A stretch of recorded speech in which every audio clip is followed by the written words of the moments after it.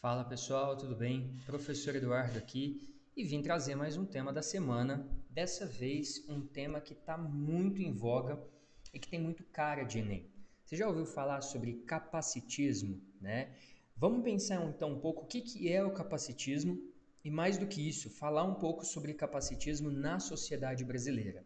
Vamos começar com essa charge. Eu acho que ela explica um pouco do capacitismo de forma prática, né? Então a gente tem aí uma personagem que não tem os braços e as pernas e o que as pessoas estão ou imaginando ou dizendo. Por exemplo, a gente tem essa mulher aqui ao centro, é inacreditável o que eu estou vendo, ou seja, porque ela está usando o computador, ela está estudando, ela está trabalhando.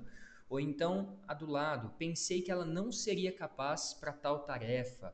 Parece milagre, incrível, e aí ela, né, a própria personagem com deficiência, um dia eles vão se acostumar que não somos ETs. O que seria então o capacitismo de uma forma prática para a gente entender isso? Lembrando que no final a gente vai buscar aí uma estrutura de texto possível para o Enem, tá?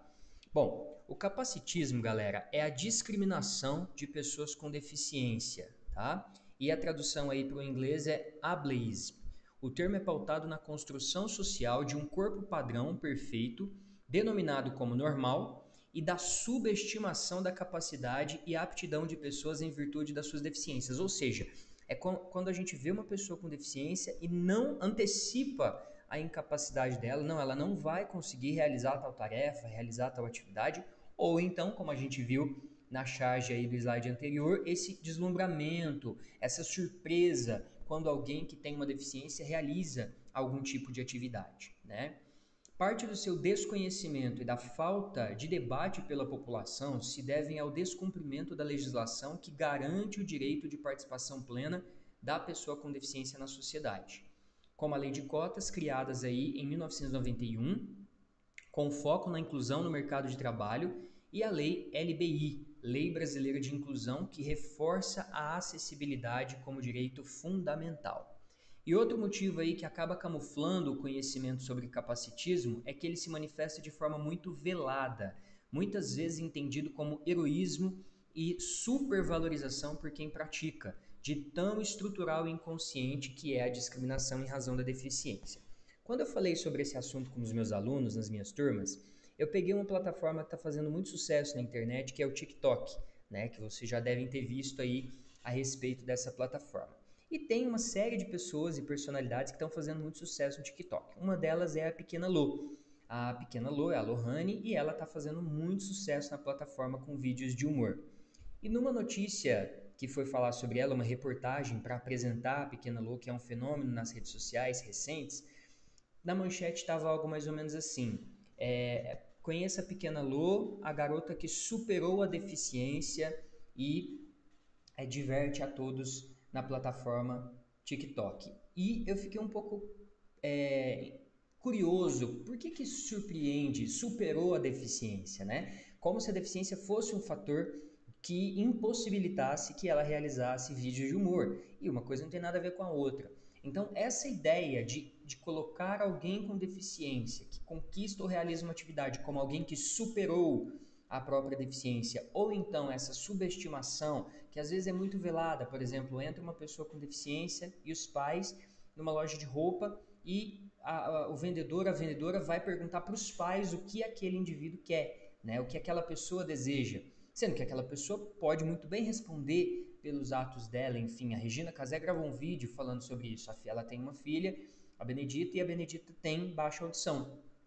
E então ela fala que até hoje é comum as duas entrarem numa loja e a vendedora ou o vendedor perguntar para a mãe, para a Regina Casé, o que a filha quer comprar, né? Então esse comportamento ele está muitas vezes velado nos nossos comportamentos e é uma questão estrutural e inconsciente, que é essa questão da discriminação em razão da deficiência. Muito bem. E aí em 2016, né, no Dia Internacional da Pessoa com Deficiência, comemorado no dia 3 de dezembro, um grupo de amigos com deficiências físicas se uniram para criar a hashtag #ECapacitismoQuando, com o objetivo de dar força ao debate. E aí eles fizeram relatos, né, de atitudes cotidianas que estão ligados a uma lógica capacitista, como exceção, condição a ser superada ou corrigida, e não como diversidade e valorização do respeito às diferenças. Então vamos ver aí alguns tweets, né, que eles fizeram explicando algumas situações que a gente pode considerar como situações capacitistas. Por exemplo, você diz que todos nós temos alguma deficiência. Quando você diz eu sou normal, quando te tratam feito criança devido à sua deficiência, mas você já é adulto, você espera que pessoas com deficiência tenham sempre algo nobre a ensinar. Eu tenho que falar 1000 coisas sobre a minha profissão antes que você comece a acreditar que eu trabalho mesmo. Então, tudo isso são discursos capacitistas que ou inferiorizam o indivíduo com deficiência ou superestimam, né? E é curioso porque eu havia falado numa das aulas e numa das lives que eu passei a respeito dessa discussão, que quando a gente olha, por exemplo, para um indivíduo que a gente romantiza, por exemplo, a deficiência, né? Que é uma coisa que eu comentei com um grupo de alunos meus sobre o filme O Extraordinário. Então, o garoto do filme, ele é extraordinário porque ele tem, né, uma deficiência na face. E isso faz com que, quando ele consegue ser respeitado e reconhecido na escola, isso seja uma vitória incrível e que outras crianças não conseguiriam fazer isso, por isso que ele se torna extraordinário. E é interessante quando a gente avalia que às vezes o discurso capacitista ele está impregnado em aspectos muito pontuais da nossa sociedade, né? Então são coisas curiosas aí para a gente refletir. Bom, então essa é uma situação ainda muito enfrentada por profissionais com deficiência inseridos no mercado de trabalho, que apesar de a gente ter aí a lei de cotas, né, em empresas com mais de 100 funcionários, estima-se que do total de 45,6 milhões de brasileiros que têm algum tipo de deficiência, apenas 1% está no mercado de trabalho. Então é um dado muito significativo na diferença aí que a gente tem entre a quantidade de pessoas com deficiência e quantos que são efetivamente contratados. E aí eu quis trazer, né, uma discussão rápida sobre esse assunto, mas para a gente pensar um pouquinho, e se eu tiver que escrever sobre capacitismo na sociedade brasileira, como que eu poderia montar um texto? Como que eu poderia organizar as minhas ideias para uma temática que esteja ligada aí ao capacitismo? Uma possibilidade é a gente contextualizar que a deficiência, ao longo da história, ela foi vista como algo que deveria ser excluído, né? Então, a gente pode pensar aí na Grécia Antiga, as crianças que nasciam com algum tipo de deficiência, elas efetivamente não sobreviviam, né? Isso ainda existe em algumas culturas indígenas, enfim. Então, existe uma ideia historicamente construída de que a deficiência é algo que deve ser excluído. E se a gente parar para pensar, apesar de no século XXI a gente ter aí as Olimpíadas Paralímpicas e mesmo leis que protegem os deficientes, como o Estatuto da Pessoa com Deficiência, o preconceito ainda existe, de forma explícita ou implícita. É o que pode se chamar de capacitismo. Então a gente está definindo aí, né, o preconceito que ainda existe sobre pessoas com deficiência como capacitismo. E uma possibilidade de tese para a gente montar um texto como esse seria explorar que uma das principais causas desse comportamento é a ideia de um padrão de indivíduos, é a ideia de padronizar indivíduos, o que evidentemente vai gerar estigmas. E aí a gente está, de certa forma, pensando numa estratégia de causa e consequência. Então, quais são esses fatores de padronização e como isso vai efetivamente contribuir para a ideia do capacitismo? E pensando nisso, a gente pode explorar, num primeiro parágrafo de argumentação, essa criação de padrões. Então, existem aí nas sociedades, desde a antiguidade, padrões de comportamento e de corpos ditos, entendidos por ideais, né? Os quais definem pessoas típicas. Acho muito interessante esse termo para se referir a pessoas que não têm deficiência, pessoas típicas.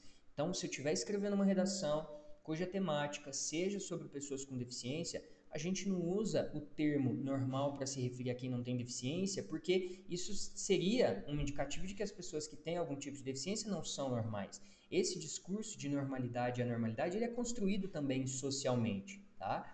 Então, é interessante quando a gente escreve redações relacionadas a pessoas com deficiência, não dizer portadores de deficiência, porque é como se a pessoa estivesse carregando a deficiência. Não, o indivíduo nasceu com aquela deficiência, ou adquiriu, ou ele teve aquela deficiência por um acidente, enfim. Então a gente fala pessoas com deficiência e um termo interessante aí para se referir a quem não tem deficiência são pessoas típicas. E qual é esse padrão? Qual é esse padrão de corpos e de comportamentos que estão ligados a pessoas típicas?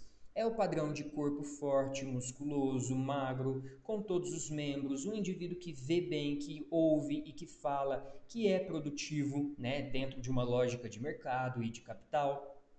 E isso está muito ligado num processo empresarial a um interesse pelo lucro, a um objetivo de lucratividade. Então, esses padrões físicos que são colocados, né, nas redes sociais e como estampas das propagandas das empresas estão muito ligados a uma lógica de mercado que busca essa velocidade na produtividade e, evidentemente, a associação da imagem a um determinado tipo físico, né?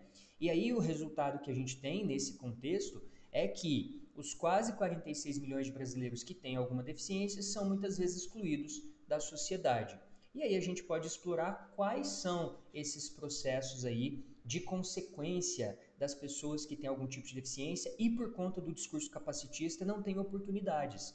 Ou seja, o capacitismo ele vai ser uma dessas consequências de uma sociedade que padroniza corpos, e a gente pode explorar que isso vai da subestimação do deficiente quando considera-se o deficiente como incapaz de ter a oportunidade de realizar uma tarefa, o que também tem a ver com esse dado de que apenas 1% dos deficientes está no mercado de trabalho.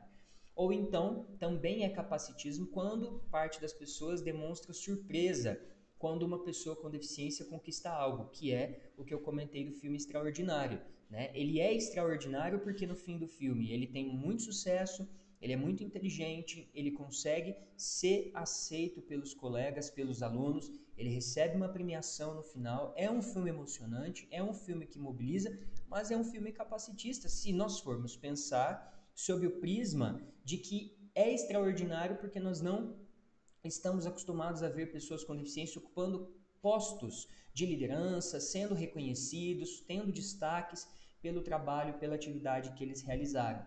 E essa surpresa num país que tem quase 46 milhões de deficientes é um discurso capacitista. Então daria para a gente pensar numa estrutura de causa e consequência, lembrando que o capacitismo é tanto a subestimação da pessoa que tem deficiência, quanto a superestimação, aquela ideia de surpresa quando ele ou ela conquista alguma coisa. E aí, pensando nisso, a gente poderia então, lembremos-nos sempre, né, da ideia de retomar as ideias que a gente apresentou. Então, o capacitismo é um tipo de estigma em relação aos deficientes, fruto de uma sociedade ainda pouco preparada para os incluir socialmente. O que a gente poderia então pensar como proposta possível para enfrentar essa questão? A gente pode sugerir, por exemplo, que os veículos midiáticos, enquanto agentes, sejam as redes sociais ou as mídias tradicionais, aumentem as oportunidades e a visibilidade a esse grupo. Isso é uma ação. Como é que isso pode eventualmente ser feito?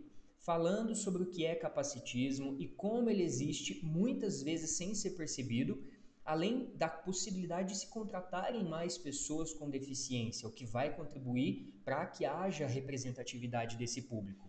E com essas propostas, a gente pode ter um aumento no percentual desse grupo no mercado de trabalho e, a longo prazo, uma sociedade mais plural e que respeite as diferenças. Veja que eu trouxe um vídeo hoje bem mais curtinho, porque nos dois anteriores das semanas passadas, a gente falou um pouquinho sobre a estrutura da redação do Enem, a importância de o texto seguir uma ordem, uma lógica, uma organização das ideias e a gente conseguir ter a chamada unidade de sentido, né? Que é um aspecto muito importante quando a gente fala de redação. Hoje eu trouxe um tema para que a gente aí em poucos minutos possamos entender, pensar um pouquinho sobre propostas e vamos continuar isso nas próximas semanas para sugerir temáticas e sugerir de forma bem prática uma possibilidade de abordagem, lembrando sempre que aqui nós temos apenas sugestões de escritas da redação, considerando o seu repertório, o seu conhecimento de mundo, as suas estratégias textuais, isso pode ser mais ou menos desenvolvido aí na redação, ok? E aqui eu vou deixar as referências dos links, dos textos, de alguns vídeos em que eu falo um pouquinho, né, na verdade vídeos que estão tratando um pouco sobre essa questão do capacitismo. Recomendo bastante que vocês assistam para que vocês possam ter aí mais uma sugestão temática. Lembrando, eu vou deixar essa apresentação em slide numa pasta do Google Drive, inclusive que tem os temas anteriores, caso vocês queiram aí acessar, ler esse material, estudarem, fique à vontade. E é isso, se você curtiu esse conteúdo, dá um joinha aí pra gente, compartilha pra galera que está se preparando para o Enem, que estamos juntos nessa reta final para o sucesso de vocês na redação. Então é isso, galera. Um grande abraço. Até mais. Tchau, tchau.